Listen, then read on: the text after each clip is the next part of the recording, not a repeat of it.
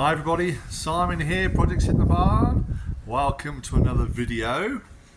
Today, as you'll be pleased to hear, I'm going to be doing a video on the Jaguar XKR. So we're inside the barn, it's a little bit dark. I'm yet to get some better lighting in here, but it is coming. I've got a plan for where the XKR is parked up. We'll talk a bit about that a little bit later. So what we're going to do today is to swap out the coolant temperature sensor on my Jag. You'll notice in my last video on the XKR, I showed you one that I'd bought, a genuine Jaguar one. But unfortunately, if you recall, when I opened it up, the package was already opened, the plastic bag, the original one. Now, I bought it from eBay here in the UK, and it was advertised as new, still in the wrapper, but the pictures were very cleverly taken and didn't show the bag was opened. So yeah, I was a bit curious about that, so I actually looked at it later when I finished the video. I looked at the sensor and the threads were dirty. You could see on the face of the nut where it screws in, or the bolt where it screws in, the hex part, a washer, a sealing washer or something's definitely been pressed against it and left an impression. So I'm thinking it's probably one that's been swapped over, maybe tried on a car to see if it fixed a problem. Also on the edges of the nut were also rounded, where a spanner's also definitely been on there. So I was a bit disappointed with that, and I don't want to take the risk of fitting a part if it's not known to be new or genuine in this particular case. So I sent it back. So I have been waiting for a new sensor to turn up, which turned up here a couple of days ago. And this is my first opportunity to come down here and do it. So I'm just getting all that prepared. Also, I've got the battery on charge. I had some more comments come through about making sure I'm maintaining my battery properly. So it is on charge. In fact, it's in repair mode on the charger because it just wasn't accepting like a proper charge. It's been sort of running down over the last almost year in May. Yeah, one of the comments come from one of my subscribers, Greg. Big hello to Greg. We actually met up yesterday for a cup of tea and a chat for several hours down here in Dorset, where I live. So it was nice to see you, mate. So all the best, and thank you so much for coming down to meet me. And I look forward to seeing some pictures of your XK8 convertible when you get back home. So hopefully you'll send me through some via email. So yeah, good to see you, mate. And he was the one that sort of just prompted me to make sure my battery's in good condition. So I've just come down here, put it onto repair mode. In fact, we go down and have a look at it, if we can see in the gloom of the barn. So yeah, I've got the charger out. And you can see here, hopefully you can see, I must turn my torch off.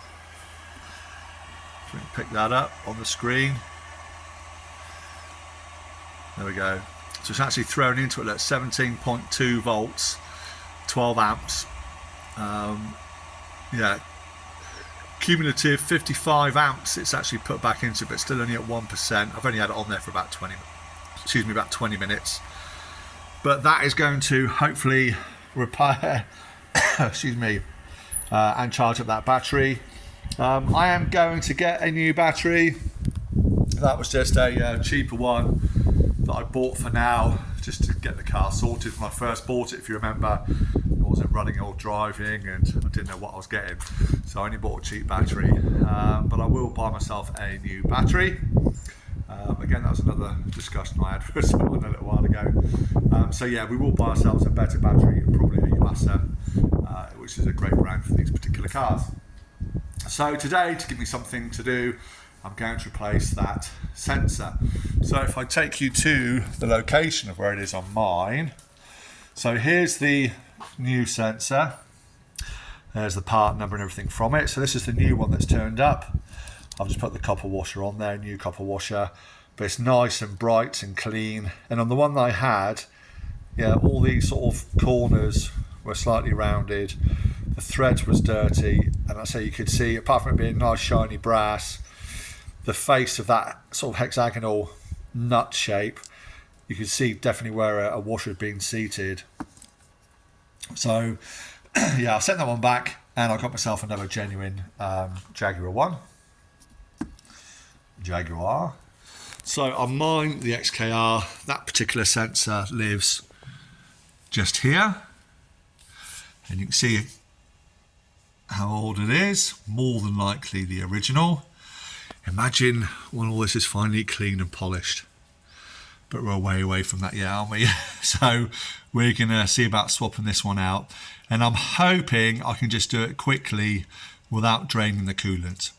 If I fail, then it's a fail. But don't judge me. I'm just trying to go down the easy route, see if I can do it. When I've been sort of reading online in other people's threads, whatever about it, they're suggesting to drain some of the coolant down. So I'm just going to see if I can swap it over quickly. There'll be undoubtedly some spillage, but hopefully not enough to concern me, because here, as you can tell, we've got this crossover pipe going past the thermostat. So we're high on the engine, so the loss of coolant is going to be minimal because of how high it is on the car, which is why I've decided not to sort of drain any of it away. We're just going to take it out. So I've got myself a 19mm spanner. The 18mm is too small. The 19mm does have a bit of play on it, but the 18mm doesn't fit over in my particular case. So, but that should be good enough to grab it. And if I put it onto the new one here, again, it fits over nice and snug. So what we'll do is I will set the camera up so you can see what I'm doing, and then we'll go about swapping that sensor over. Let's do it. Okay, so I'll set the camera up on this other side, so hopefully it will give us a better angle. So I'll just whip around, get me tools, and we'll see about getting it done. Let me just adjust the tripod a little bit more, bear with me. Right, that's a bit more stable. So hopefully my head and stuff, excuse me, it's not going to get in the way. So let's see about swapping it over. So nothing's really in the way, as long as I can get the electrical tab off. That'll be the first win for me.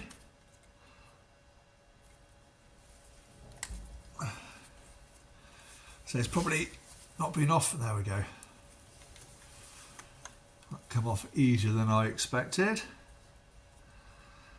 So all the wires appear to be intact from what I can see. Just want to move it out of the way. Yeah. So I don't know if you can see, but definitely on the back of the wiring here, it's slightly green, probably the bit of corrosion. So we'll clean that up before we reconnect it. But what I'll do at the moment is just move it out of the way so as we don't get it wet if I do get a loss of coolant come out. And I'm just going to try and undo this, be super quick and swap it over for the new one. So if I don't do much talking, thank God you'll probably say. So we'll just, there we go, crack it off.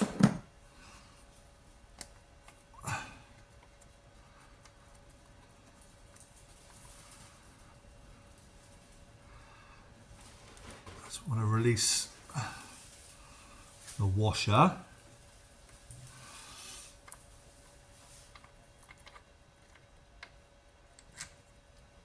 There's a bit of coolant come out.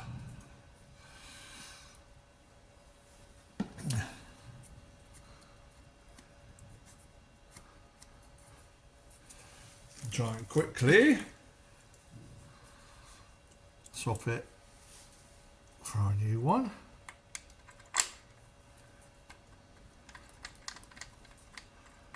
Like so. Oh, that went easier than I thought.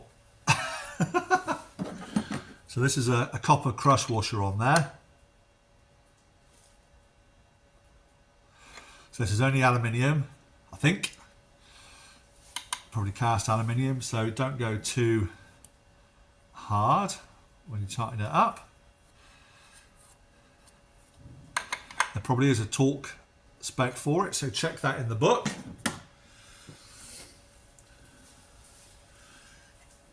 We're just gonna check for any leaks, which there isn't any on there. Then when we get the car running, obviously we can check for any leaks that are going to come through from that. But crikey, it's like the world's quickest video, isn't it? So right, let's pause it there a minute. I'm going to clean up that connection and then plug it back in. So let me get some stuff to clean that up with. Okay, so all I've done, I've just sprayed a bit of contact cleaner on the terminals there, which has cleaned it away. And I say, excuse me, the bit of green that I thought was corrosion on the back of the terminal is actually green material. So I guess like a rubber or some sort of insulation to hold the wires there. But I've sprayed a bit of contact cleaner inside the connection. So if I just now line it up and see if I can connect it back up from this side. No, go the opposite side. No point stretching at funny angles. Just need to twist that around a little bit to mate up.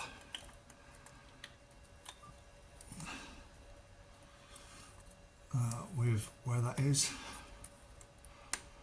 There we go. Clicked home. So we'll just check again for leaks. I say when it's under pressure, yeah, that's dry. But once it's running up to temperature and pressure, we'll check it again. Because the only thing I did notice, if I come around and show you the old one. So on the original one here I've removed, hopefully you can just see there's a little black, hopefully you can see it. There's a little black rubber on the actual crush washer. So there's the water sort of separated now. Now those were on, when I ordered this sensor, this particular part was on back order. Hence I've just gone with a normal copper crush washer. So that was together there.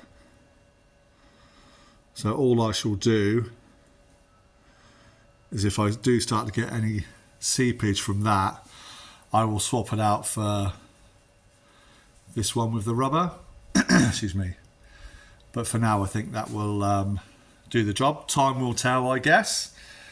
Like I say, I'm here to learn with all you guys. And what I don't want to do is to put that rubber, or reuse that rubber myself. It's just not worth the aggro. So yeah, time will tell. We'll see if it seeps any coolant out from there or not. If it doesn't, happy days. If it does, it looks like it's a, well, it was, you know, a 1 minute job, wasn't it? So it won't take much to swap it over and just to change that washer out. So we'll see how we go. Happy days. So I'll just put that down out of the way.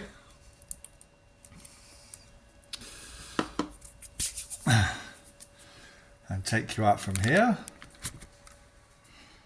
There we go. So there we have it.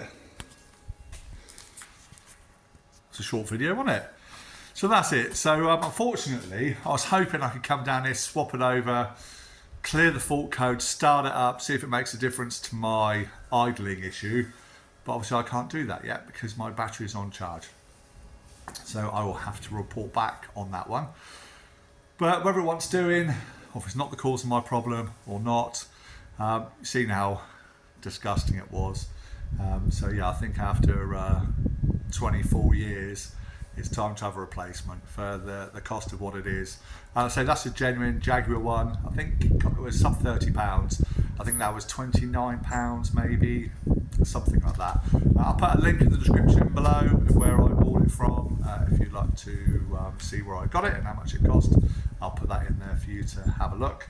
But it's another job ticked off the list. So yeah, I just need to let this battery charge now.